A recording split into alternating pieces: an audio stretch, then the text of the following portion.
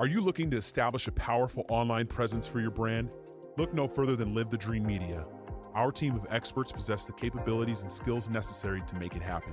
From creating compelling content to analyzing data and making strategic decisions, we've got it covered. Don't let a lack of social media know-how hold you back. Visit ltdmedia.net for more information.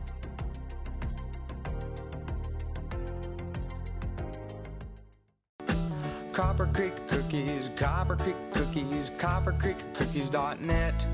We can print anything on our soft vanilla logo cookies. We deliver them and other sweet treats locally.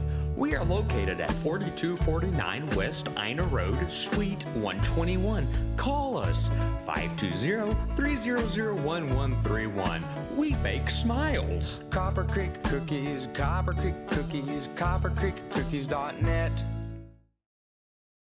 Hey guys, welcome back to another edition of Now You Know, and I've got the distinct pleasure this afternoon of being with a dear friend of mine, and we're going to sit down and have some fun. Scott Robb, welcome to the show. Yes, sir. Thanks for having me. It's a pleasure for you to be here. So we want to talk about what you do by day. Sure. I know what you do, but tell us what your day job is, if you will. Okay, sure. I work for the Golden Ranch Fire District, and I am currently the operations chief. Been there. Obviously, you know, we cover Oro Valley and north into Saddlebrook and big district, 10 right. Stations, about 225 firefighters. And I've been there for 21 years. I hopped into the drop for those that know public safety, and I'm kind of retired. I'm retired, but I'm still on the books while trying to pass on along as much wisdom as I can impart before going on to bigger and better things. And I love it. I started off as a paramedic, got to drive the truck. I got to be a special operations captain, gotten to be exposed to just about every position in the fire service, which has been super cool. I'm very fortunate that we work for such a great place and have such a great job. Yeah, you do. For the record, you're my department. I live in Oro Valley. Oh, perfect. So you guys service us. And perfect. You probably called us for a snake or something. We're on locking out. Matter of fact, you guys came over on Easter. I was going out back. I'd taken a couple of trips of maybe some trash and went to step, and I heard and I looked down where my right foot was going, and he was already up, ready to coil up. I decided I didn't need that between making the ham and helping get the food ready. So I just placed the call to you guys. Yeah. Came out. You know, rattlesnake does taste like chicken, by the way. Do you know that? You know, that's what I've heard. I'm glad you didn't mistake it for a paint can. Yeah. Because I did hear there was a similar story. That happened to. And that hissing was not a paint can. As a matter of fact, he sat right here and told that story. Did you know that? Yes. Yeah. Jake, Kurt, we're calling you out, buddy, right now, right at the top of the show. Hey, you know, accidents happen, and that's why it's great to have such a robust EMS system too. You know, we'll do the snakes and the preventative stuff to help take care of you so you don't have to, but we're also there when something like that goes down. Yeah. They were there fast on Easter. It was pretty amazing how quick they were. Good. I was going to offer them something, and by the time I looked around, they were already gone. So in and out. Yeah. Now, did you get a full fire engine, or did you get we got a pickup truck? A truck of cool. some kind. We've tried to deploy. They're called utility trucks. Yeah. Try to get them out on our lower acuity calls, non-emergency stuff, snakes, battery changes. Right. They were quick. I'd say from the time I saw him till the time he was gone was probably 15 minutes or less. It was pretty quick. They're pros. Yeah, they're pros. They did a real good grabbing job. those snakes. And they were kids. I mean, of course, everybody's a kid to me now, but I looked at them. They were just so young. They took care of my problem for me. Good. So here's something you probably don't know about me. My wife is a daughter of a fire captain, and her whole family was in Utah, was in the fire department. I heard you mention that on one of your podcasts, but no, I didn't know what that connection was. So that's cool. I was looking for a banker's daughter, but a firefighter's daughter is not a bad place to be. We have serious what's the word I'm looking for? Regulations that we have to follow at home especially if it comes to fire because of being married to her. Well, you're educated. She brought me up to speed on some stuff. Yeah, you can't claim ignorance when your house burns down. Yeah, no. So I want, you're from here. Yes, sir. You grew up here. I want to talk Yes. about a picture you posted on Facebook not too long ago. Okay. You and one other guy, and you were 2/3 of the best outfield that had played at your high school or yes. something. So I want Yes. to talk about that. And when you said that, I'm like, center fielder, correct? Absolutely. You right. Look, you look like a center fielder. So talk to about that experience. I know you're I'm a big, huge baseball fan. So anytime somebody's talking about baseball, they've got my attention. Yeah, no, of course. Me too. And really started Little League, Frontier Little League over at Fort Low Park, since we're talking local. That's where I first started playing. And you know what's funny is baseball for me was the outlet that I needed at the time. It was pretty chaotic in my house, and sports was kind of my outlet to be able to go put my mind on something else. And I had this great Little League coach that kind of just took me under his wing. And as a lefty, you know, especially during that time, they go like, okay, we'll have you pitch, we'll have you play first base, because that's just what lefties do. Right. So I did that, and then migrated to the outfield once we got into high school, and still pitcher, but outfield because I had some speed. And I love it. I still follow it today. Who you root for? I'm a Diamondbacks fan. You know, they released Bumgarner today. Did they? Yeah, designate for assignment. You had to see that coming. Oh. I mean, poor guy. I feel for him, but it's been batting practice for the last few years. Yeah. His whole tenure with the Diamondbacks. Yeah. But my son and I, who is a huge fan, we're Cub fans. But Okay. we're Diamondback fans as well. I mean, you you've have got to to be. follow But 2010 to 2014, that guy, especially in the playoffs in the World Series. Right? I mean, his place in history is cemented for sure. Absolutely. And you hate to see somebody end up going out like that. Yeah. But I mean, when you watched him throw, it was just it was like a dead arm is what it looked like. And you saw him grinding, and you know that you can imagine the competitor in you, especially playing at that level, right? To then not be able to perform to the that's you got expect. to, especially his intensity. Yeah, exactly. That's got to really hurt a guy like him. I would have hardcore. just started pegging people on a regular basis to take. Well, it he out was on close. them. Did you see what was it? Contreras? Contreras Yeah. grunted and like, yeah. Well, we won't get into what was. Wasn't was said. Contreras your guy? For a while? He was for a number of years. He brought a lot of happiness to the Peek household for a number of years. So, you know, you mentioned baseball, and some of the best friends that I have are people I've met at a ball diamond. Yeah. Whether high school, college, whatever age. This particular one I'm thinking about, we were both adults. Our kids were playing. He and I are tight. We go to each other's kids' weddings, and we're brothers, you know, because of our kindred spirit. Starting with baseball, I've always said that if we could just hang out around the ballpark, most of our problems would go away. Oh yeah, you know, because that's where things happen. People strike up conversations and friendships, and that's the benefit to a game that is not as intense at all times. Right. Is you can kind of, like, even at home, I can have it on in the background and peek in from time to time, and still carry conversation. Yeah. Like my in-laws were over the other day, and so we could talk baseball and kind of watch it, but still be present. I've usually got two going. I got one on the phone, maybe one on the computer, and one on the big screen, trying to carry on a conversation. Now, this is for all the Little League parents. Maybe if you're just getting started, stop it with your bad behavior. Just let your kid play. Just let your kid play. Let it go, man. My kid played competitive. They played travel ball. I know, and of all of them, I saw Bryce Harper when he was a kid. Oh, cool. So he's the exception. Bellinger, when he was a kid, I saw him in these in tournaments. But with the exception of a couple of guys, these kids are not going to play professional sports. No, it's just so. Let's be realistic about it. Problem. Let this be and let this be a fun experience where you gain friendships. So I'm not calling everybody out, but you know who you are if you're misbehaving, and just stop it. You know, they changed when they kind of changed the format. When I was still playing in Little League, so you talk early 90s, mid 90s, into high school, it was still fun and something you could sign up. You could play multiple sports, Right. as an example. Right. You can't really do Yeah. that No. now. I mean, my daughter ran into that problem. Great basketball player, started wanting to play softball, but they were moving around a lot.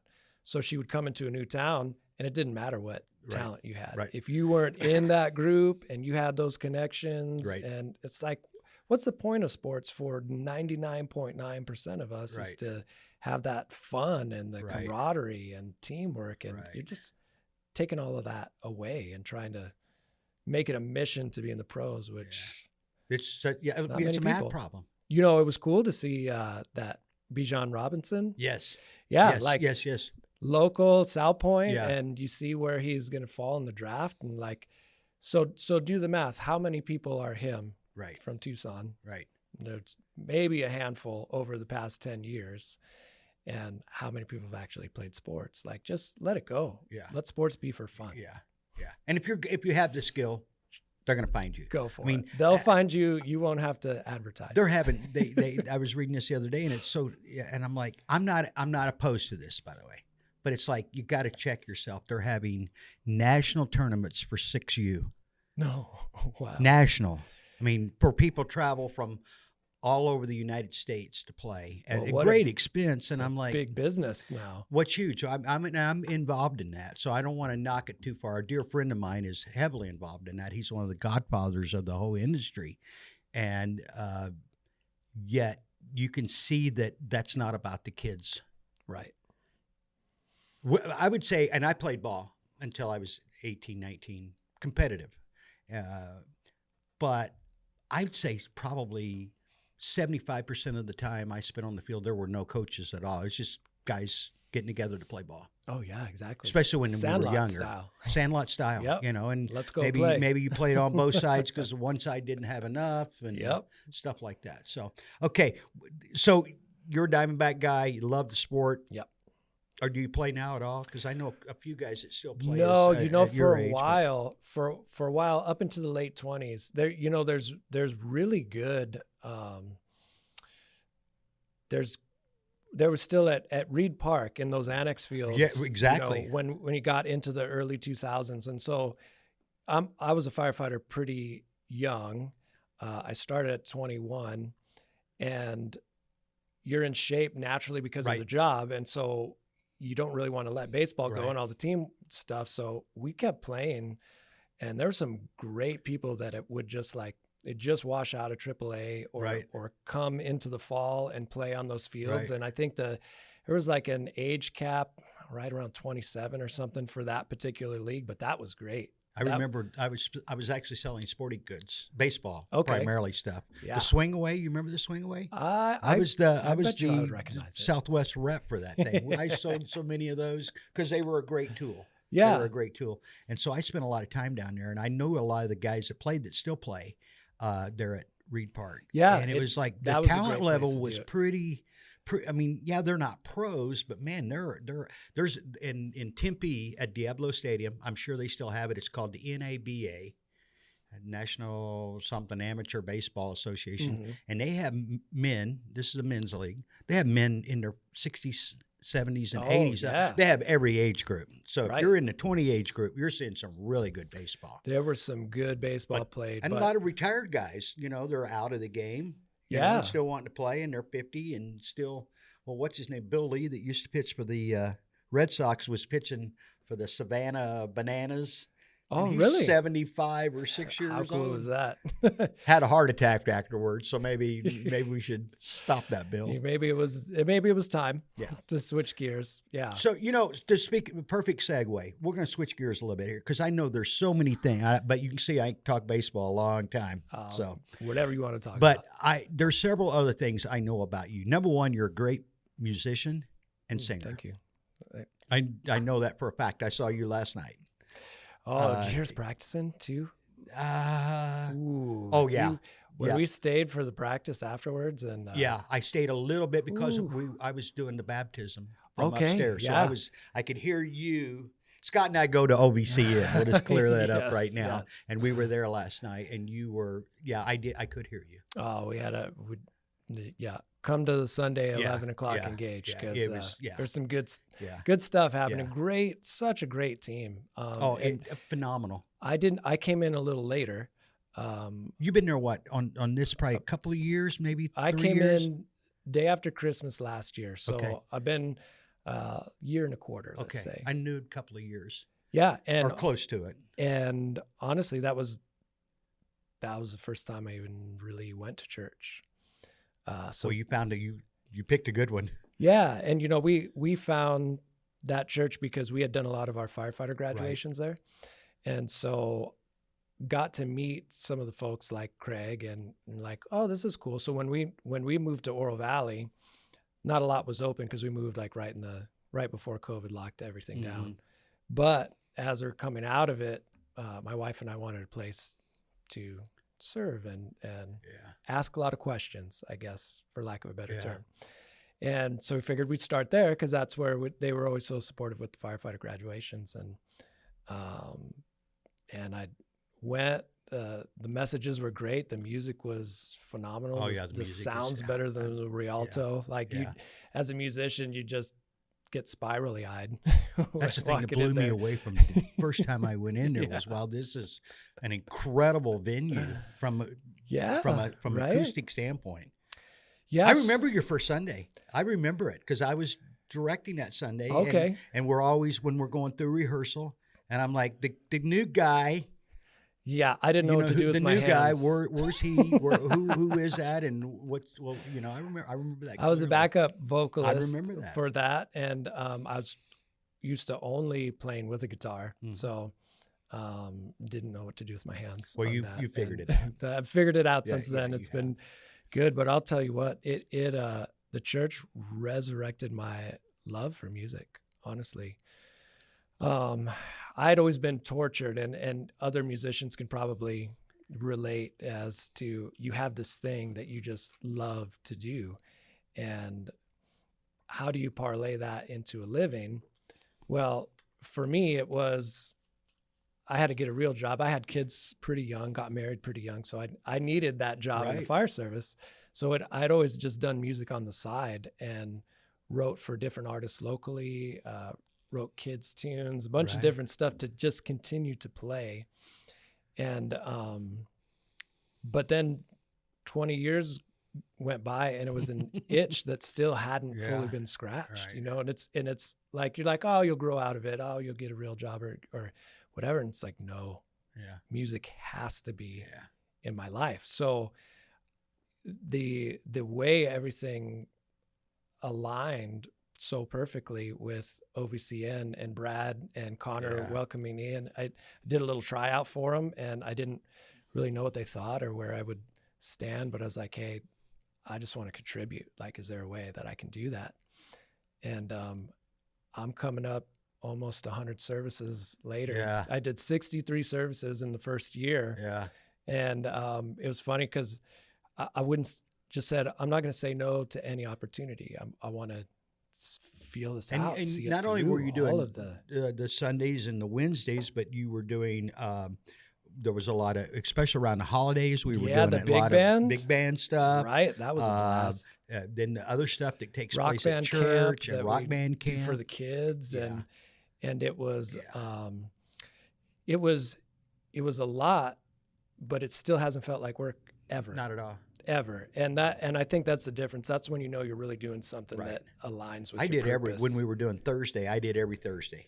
Oh, did you? Every one of them. Okay. And then we went to Wednesday and I did every one of them. I finally, after 2.5 years, Kim has finally, the last couple of months, given me a little bit of a respite. And I needed it, quite frankly, because when you're doing 3 services on Sunday, weekday, after a while they pile up. And yet, like you said, it never felt like work. No, and it felt like a privilege, even if you were tired some mornings or in the evenings. Exactly. To be there was, once you get there, that energy comes back, and it's like, let's just do the best we can here. So we worked together a lot at church without working together. It's Yeah. like, make sure Some Scott. days I don't even see I need, you. Well, I was trying 'cause to you move go up in the booth. Yeah, I was trying to move some stuff around last night, and Deloy and I were talking about it, and we forgot to go to the person. It wasn't you were going to say, "Hey, move a little bit more this You way." need I have to to do that with Craig a lot. The right. picker. He's Yeah, so good. there's a- And well, I'm there's a like, lot Craig, that I need goes you to into it. move a little bit.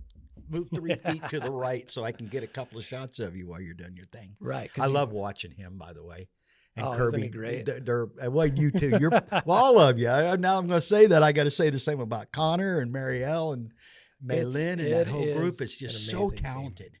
Right. And it's, I mean, you know, really see. I'm asking you right now, and Sure. we haven't even discussed. This has not been discussed. I'm just going to throw this at you. Mhm. We're going to do a festival with you guys. We're already I think we planning need it. to. We're already planning it. We got the location. We just haven't got around to asking you guys yet. Well, we'll have at least a handful of original tunes too by then. Wouldn't that So cool? No, we're talking fall. We were going to do it last fall. Time just ran out.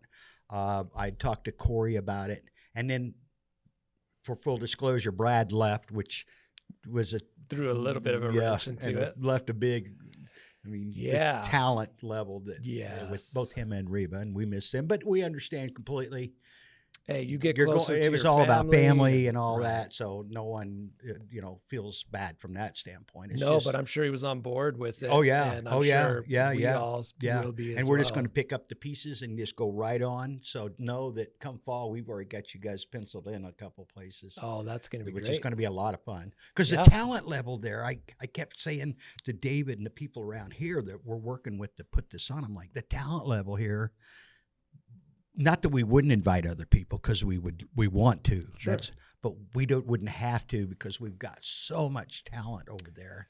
That's what's impressed Isn't me that crazy the most. that we could put together 5-6 different bands of different, I use the word band, but Oh, worship sure. teams Yeah. of different genres and different sound. Because you mentioned big brass, the brass Yeah. band. Oh, yeah. And we could sound pretty country. We got a dobro, I mean, That's when right. Kirby's dad, when he, Greg brings out the Yep, dobro, and he's exactly. good. He's really, really good. Well, they all are. They wouldn't be on stage, but right.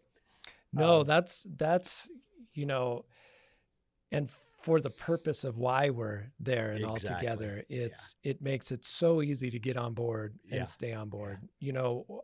A lot of when I was side gigging while being a firefighter, it was all bars, right? Mhm. Yeah. And in college, you're doing cover band Right. stuff, and then I was doing singer-songwriter stuff, and it was all in bars and kind of like you're kind of background music, or you're kind of an afterthought. Your or background music.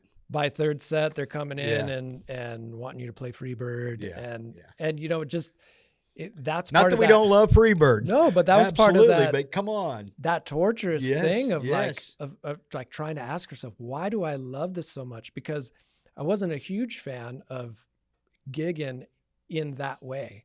And especially because I'm a writer Mm-hmm. and I write from the heart. And so there's nothing I'd rather do than to share and try to connect with people. Right. And it's really hard to find those venues. Monterey Court is a Right, great place right, for that. Right. And special plug to Monterey Court because Yeah. those are my Yeah, friends, they- yeah. and I love them. Are there. they It's- your buddies? Yes, and it's a great That's singer-songwriter venue because the people that go attend there, they want to hear the words, they want to hear original music. Yeah, and they're there for the music, Exactly. not opposed to just standing in as the corner. just kind of background and covers. And Yeah. so, that's because especially if you're a writer that's trying to connect, you're just trying to go, man, the church is the perfect place for that, especially because I write very introspectively now. Right.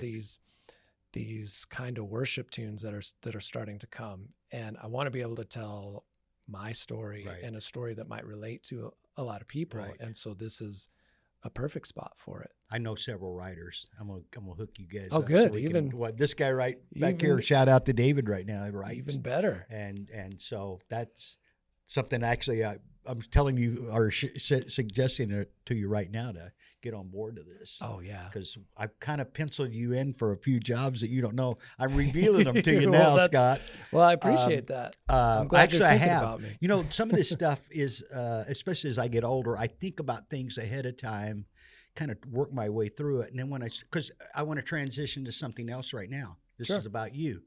I didn't know this, and I went out, did a little profile update on your LinkedIn. Oh, okay. And you talk a lot about leadership. Yes. And that is something that we here talk about all the time.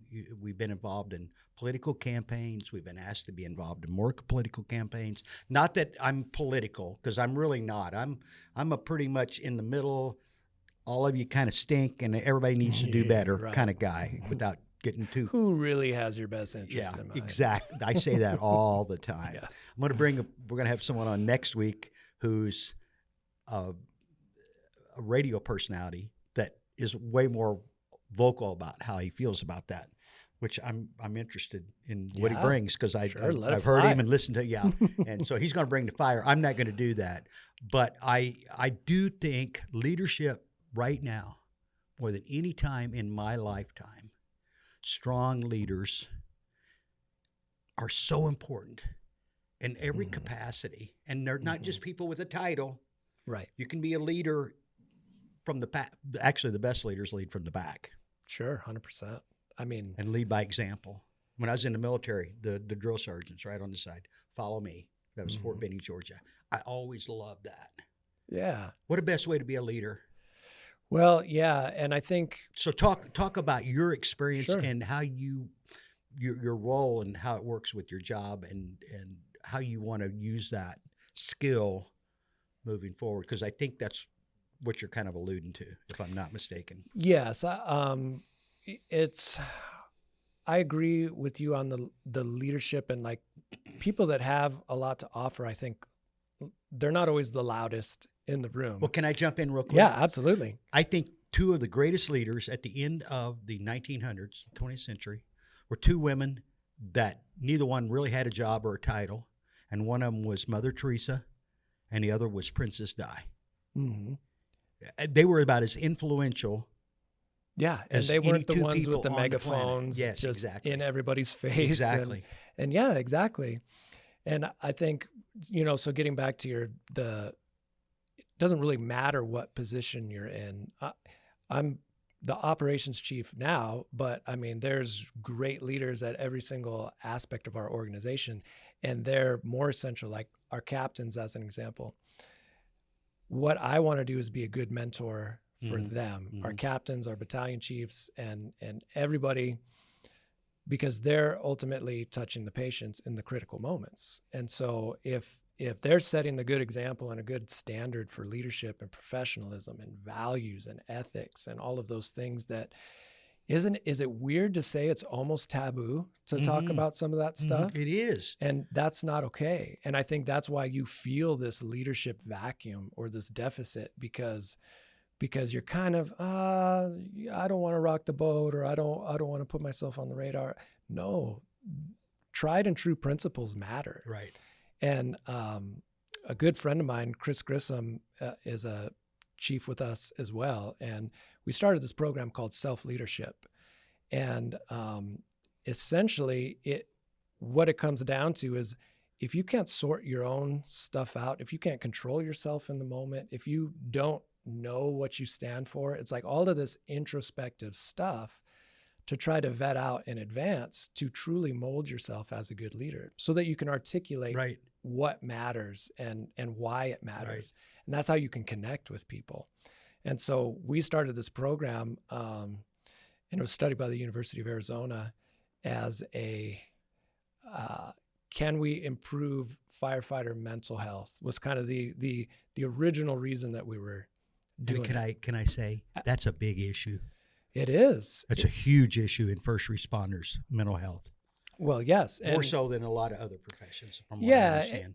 And so you have the one aspect of what you're exposed to and how you're having to deal with everybody else's worst day, right? And you're having to compartmentalize that. And for somebody that's an artist and more of an empath like me, that was very difficult as a paramedic. And being in the field is because you're absorbing all of these feelings in the moment, and you have to section it off. It's just natural. Right. You would be completely ineffective. You would just lay down in the fetal position. Wouldn't we all? Whenever somebody was. So in the moment you handle it, but then where are you getting that release, and what are you doing with all of that extra energy in your head?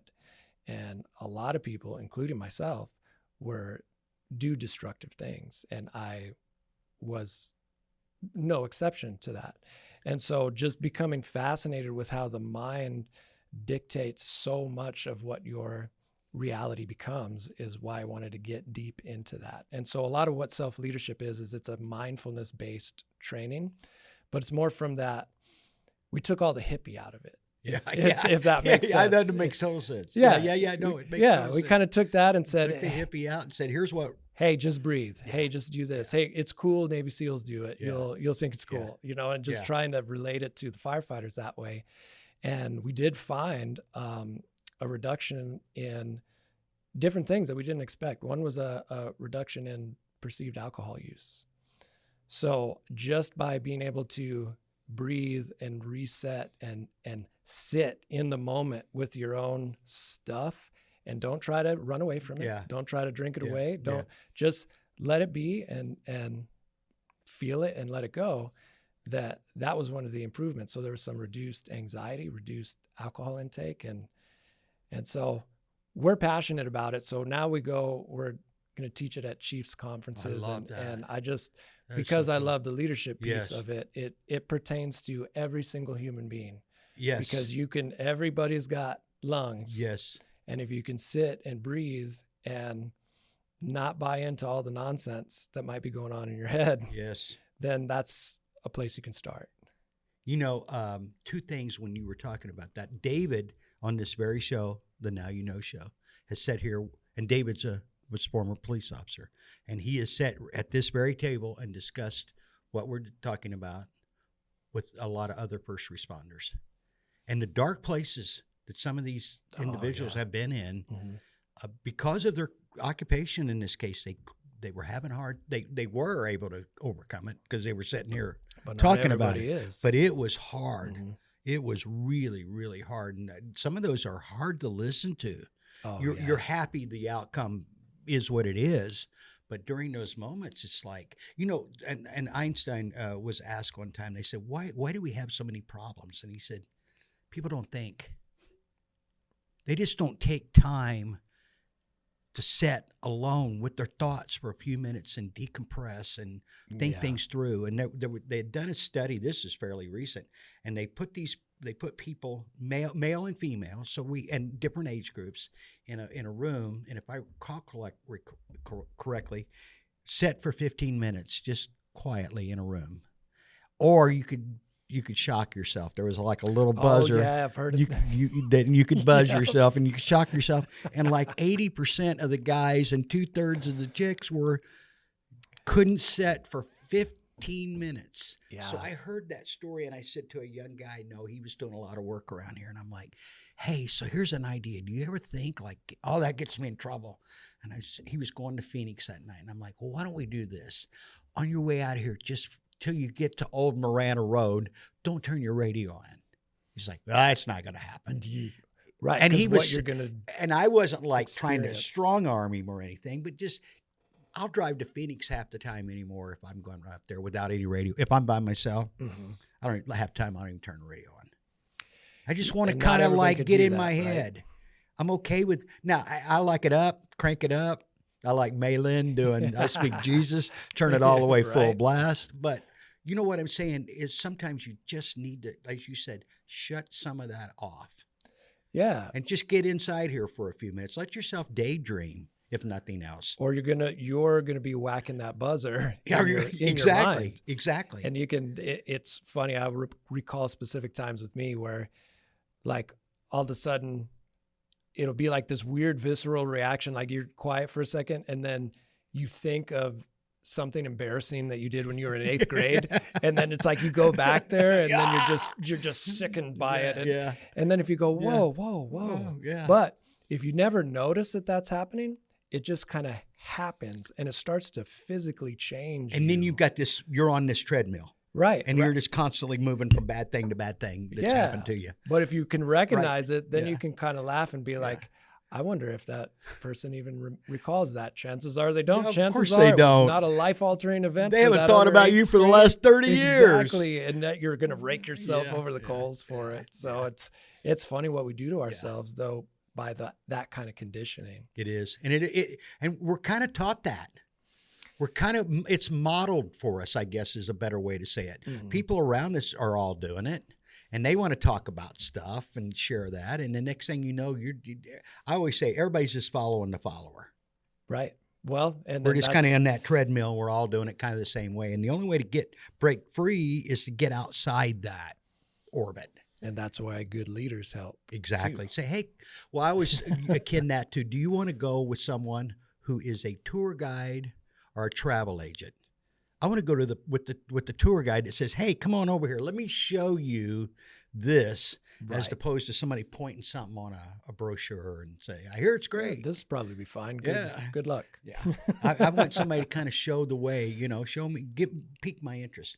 When I read that this morning, I went, well, this conversation is probably going to go in a whole new light than what I originally had thought, because we were going to talk baseball and fire. Well, but I'm like, leadership, that's the key. I'm too deep, man. I'm too deep to just talk surface. Yeah. I'm weird like that. But well, it's just the key. We're missing leadership right now as a society. And I don't mean political. I mean just communicate, community leaders. We don't have any. Mm-hmm. Somebody says, hey, what are we doing here? Let's think about this. Let's focus. I'm not broad stroking and saying no one's leading, but we're lacking leaders. Yeah. We're lacking leaders in our worship centers. We're certainly lacking leaders at political levels because, like you said earlier, are they really invested in helping you? Yeah. I say that a lot. They don't care about you. I'm the government. I'm here to help. Yeah, right? Thank you, Ronald Reagan. True. The worst. What did he say that went with that? The worst thing that you can hear. It's the worst way to start a day. Yes. I'm with the government. I'm here to help.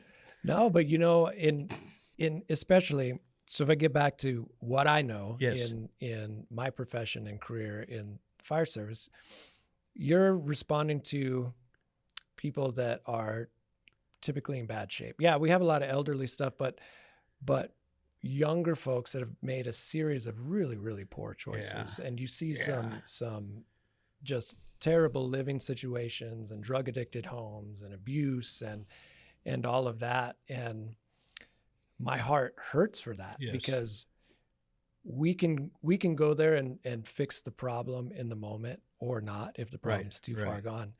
But I always would come back from those calls and go, what can we do better to help influence these folks before you get to this spot? Because that's great that we have such a robust emergency response system, but you want to be, as a leader, you want to be more proactive for those people.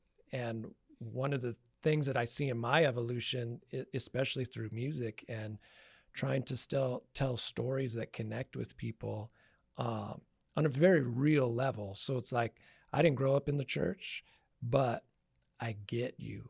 I get that feeling that you have right now. I've been to dark places. I've been to anxious places. Let me talk to you about what's worked for me. And then, like, for me, that's where I feel like I can connect with people on the preventative side. Right.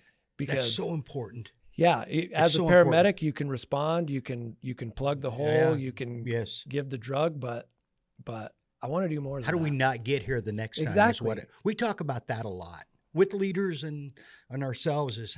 It's great to be able to offer a helping hand, a meal, some clothing, shelter. Right. But how do we solve the problem?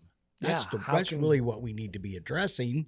Man, for me, it's empowerment. Yeah. It's like that, empowering people through a different way to think or to act and respond to their events. Because we all know you can't do much about where you were born, where you grew up, who your parents are, all of those different things. You don't, but those you can turn into one heck of an origin story, man. Yes. And those are the best ones. Yes, they are. It's not the ones that just grew up with everything just handed to them. Yeah. Typically they don't even they started work out right. 3/4 of the way up the mountain and but not that there's anything wrong with that. I mean, that's fine. I mean, good story, for you, right? Do you know Zig Ziglar? Are you familiar with Zig Ziglar? I don't think so. Well, I'm going to turn you on to one of the cool. He's passed away, but I got turned on to him when I was a young guy. And to follow up on something you said, I did grow up in the church. I'm a preacher's kid. The Oh, first place cool. I went was to church.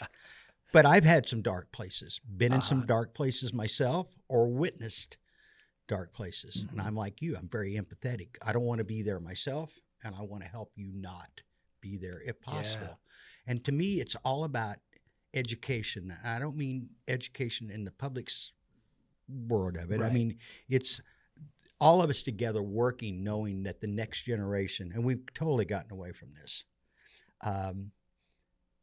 Not that any generation's better than the next. I'm not even implying that, but there's certain things that my age group needs to be sharing with your age group, and your age group needs to be sharing with the next age group. Right. And like I've told my children, who are both grown, my son's getting ready to turn 30 a couple of weeks, you're going to make mistakes.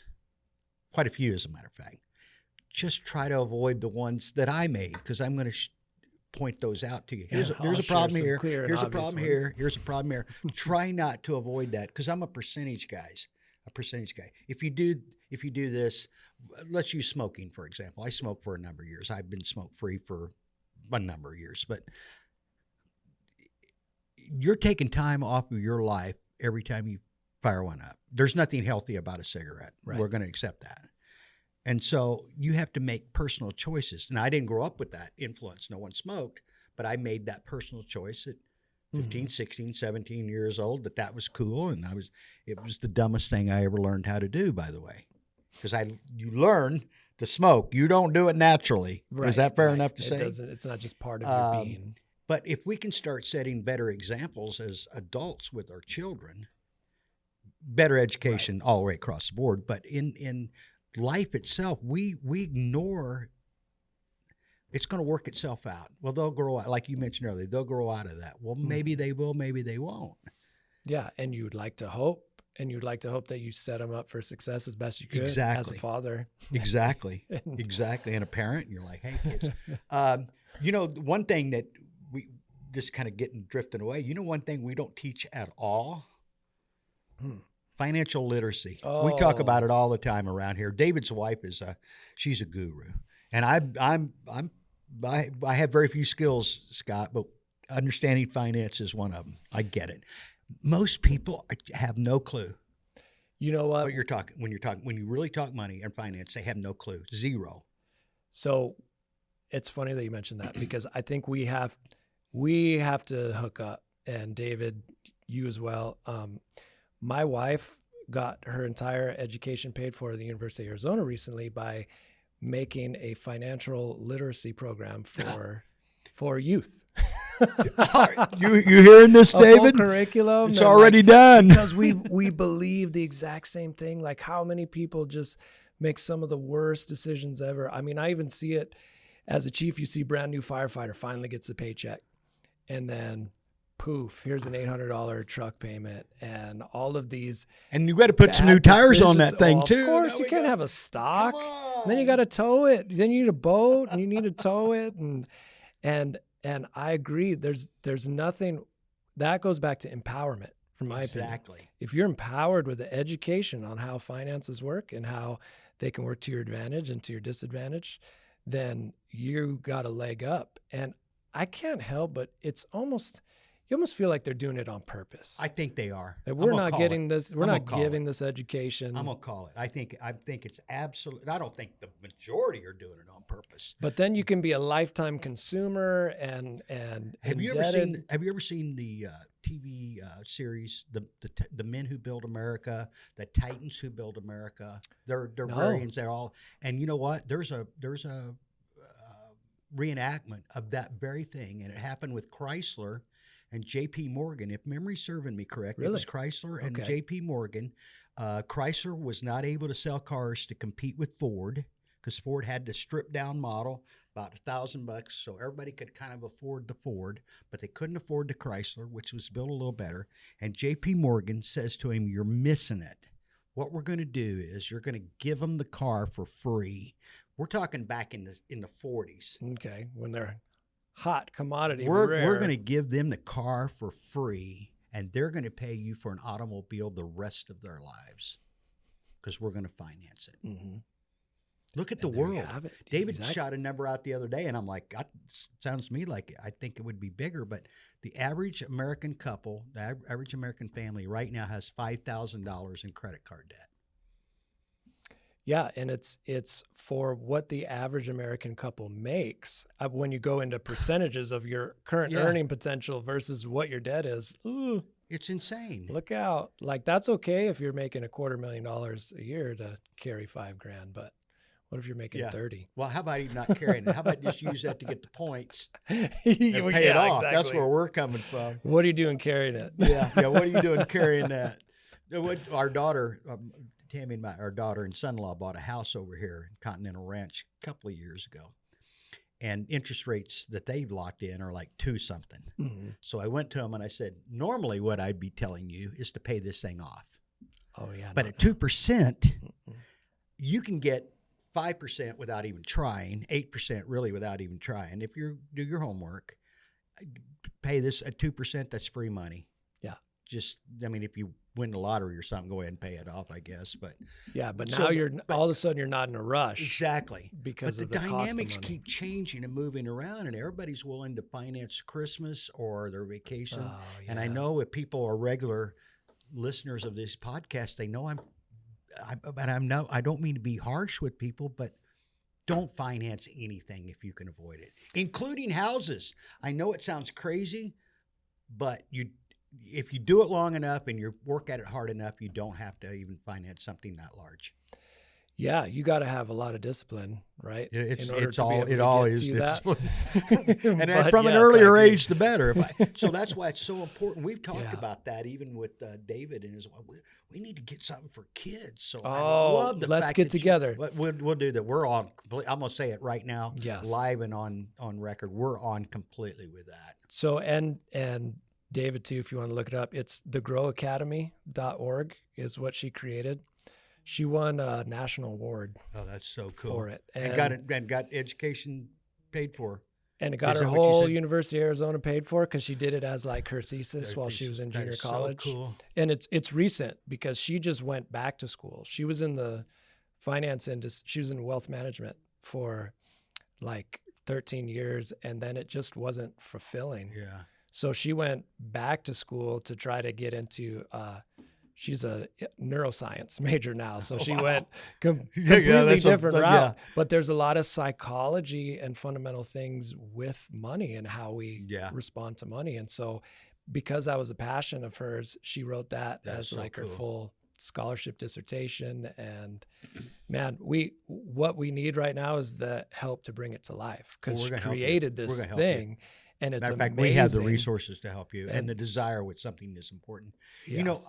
I mentioned Zig Ziglar earlier. I got turned on to him by a good buddy of mine, the late Warren Veach, brought me Zig Ziglar when I was about 20 years old. And See at the Top, great book.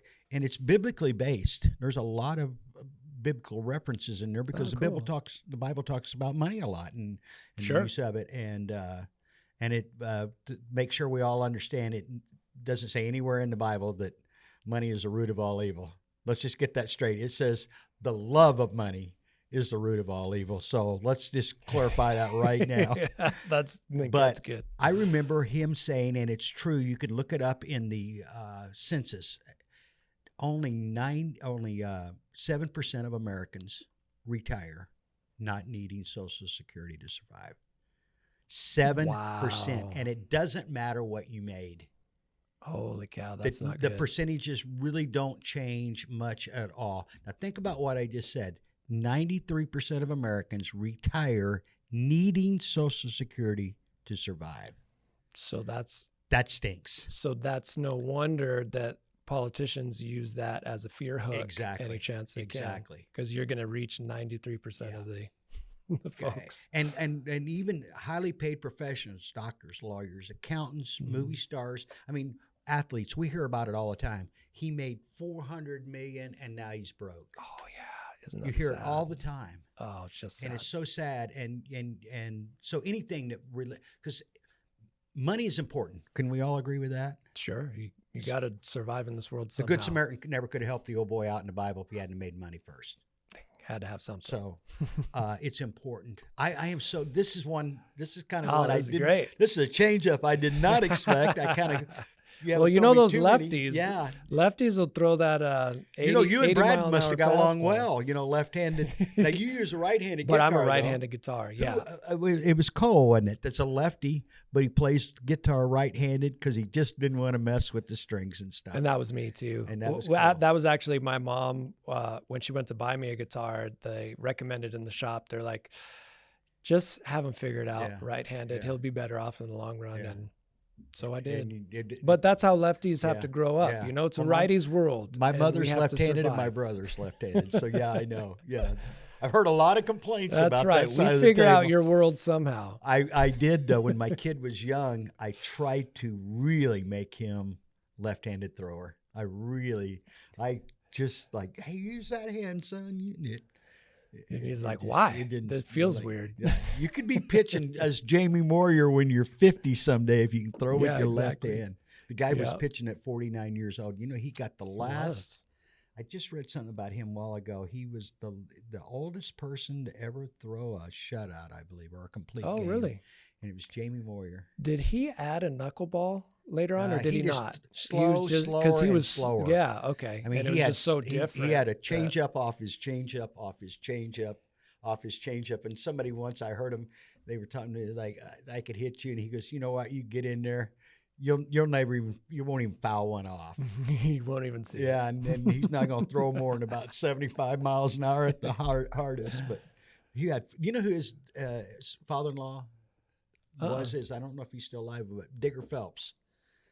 Why is that Coach for- at Notre Dame. Oh, Basketball that's who that coach is. at Notre Oh, Dame. okay. Okay. Oh, I cool. don't know if he's still alive. Cool or fun not. fact.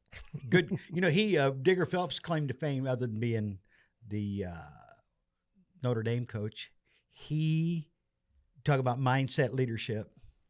He was Notre Dame ended UCLA's 88-game winning streak when UCLA with John Wooden was just running roughshod over college basketball. Oh, they did. They won 8 out of 10 at one point, 88 games in a row. And I'm going to tell you this story real quick about Digger Phelps. This is a really cool story. So he has the Fighting Irish all week at practice. Every day at the end of practice, they cut down the nets. Every day at practice, they practice cutting down the nets. Wow. And so UCLA Just shows muscle up. memory. Just then, muscle right? memory. We're going to win. You guys have got this. And UCLA shows up. They haven't lost for like 3 years. They're 88-0 at that point, 88-game winning streak.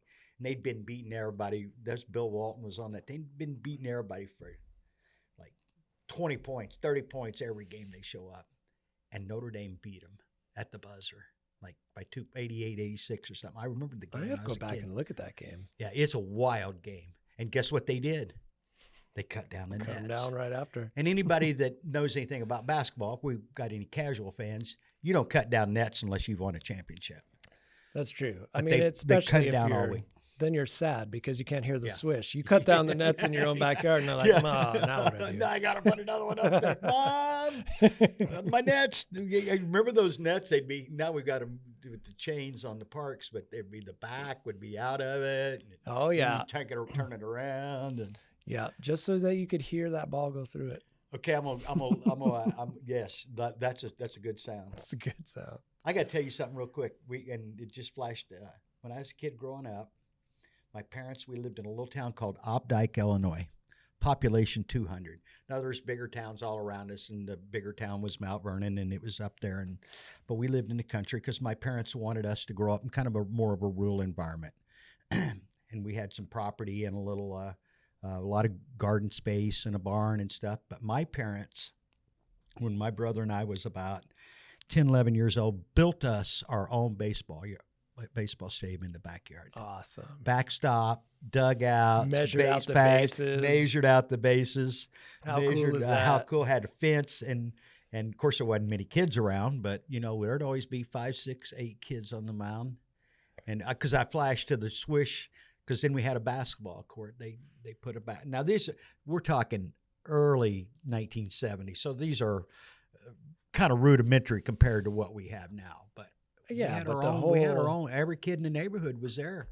We had And bikes isn't that the everywhere. best? Yeah, it was really cool. I look back at that, and I'm very thankful to my mom. I mentioned that to her the other day. I'm just so thankful that we got to grow up the way we did, carefree and Yeah. motorcycles and dune buggies. Now I'm going to tell you one other thing real quick about that time frame. My parents owned a small grocery store In that same town. and at about 14, 15, OSHA, it's over. Statutes of limitations have ran out. But they decided they were going to cut meat, and they bought. I remember helping build a walk-in cooler for them. They bought one, and we assembled it. And they hired a butcher, missing his ring finger, by the way, to teach my brother and I how to cut meat.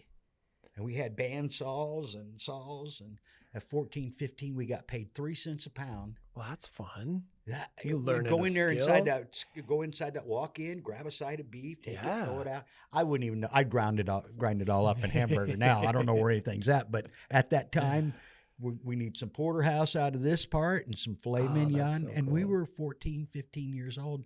So when I got my first real job, when I turned 16 and got a driver's license, I would cut meat from my parents and then go to Sharp's grocery store. They had two, so my brother went to one, I went to the other, and we were allowed to clean the meat shop. They wouldn't trust us to cut the meat, Okay. but they would let us clean it. Of Well, course, 'cause you OSHA learned wouldn't. from the missing ring finger Yeah, guy. I used to say, "Hey, Dad, why couldn't you?" He goes, "Let me see your hands." And my dad was a cool dude, but he's like, "Yeah, you guys were very observant." I tried to find somebody and like, "Come on, you weren't that good. You just found the next guy." All butchers are missing a finger. Have you ever noticed that? I haven't met a lot of butchers. They're missing stuff. It's amazing though that we didn't hurt each other. That's Be a good. couple of kids, but Yeah. we fought a lot. But when we were around the bandsaw, I guess we had left each other. You would alone. focus a little better. Focus a little Yeah. better. Well, this has been fun, hasn't it? Yeah, no, I appreciate This has been you fun. inviting me. I love the place that you have here. It's this great little setup, and Yeah, it's a lot of you fun. guys have some great things going. Yeah, and you know what? I said at the beginning we were penciling you in on some stuff. You know what? We're not penciling you in. We're putting you in ink now. We're Okay. changing some of the stuff. The stuff with your wife. I know that Yeah. we're 100% behind that. I mentioned something off camera that we'll share a little bit later with people. Definitely see a role for you, Oh, that's gonna be great. heavily I would love it. influence role in Mhm. that. And you know, if you're out there and you've got questions for Scott, either about For sure. leadership, or you may be interested in getting the first responders, or anything that he's discussed, hit us up. We'll hook you up with Scott. Great guy, by the way. You want him to? He can come sing to you at your parties. That's right. It's He'll available write for you a couple parties. of theme songs. Matter of fact, some of Kirby's people wrote a theme song for us for Copper Creek Cookies, and Oh, that's a nice. service that we offer now. It's theme, little jingles. Oh and stuff. yeah. So we're gonna maybe that's be great. a jingle writer too. Whatever the team needs. Yeah, That's how I you're love it. supposed to See, play, that's what I right? like about you, man. You know what? This has been fun. This has Yeah, been fun. thanks so We're much going to for have him having me. back on. I told him last night, I said, I'm thinking about maybe starting a whole series with Scott. So until he says no, expect to see this guy's face more over here. I love to chat about things that matter and even things that, I think they all matter Yeah, because if yeah. I care about it, it Yeah, matters. So yeah, baseball, yeah. that's something. And Yeah, we can talk that all all those day other long. things. Maybe we'll start a new sports show. That's right. Hey, thanks again for tuning in. Scott, Yes. thank you, buddy. Thank you. Appreciate it. Thank you so much for See you having around the me. block. All right.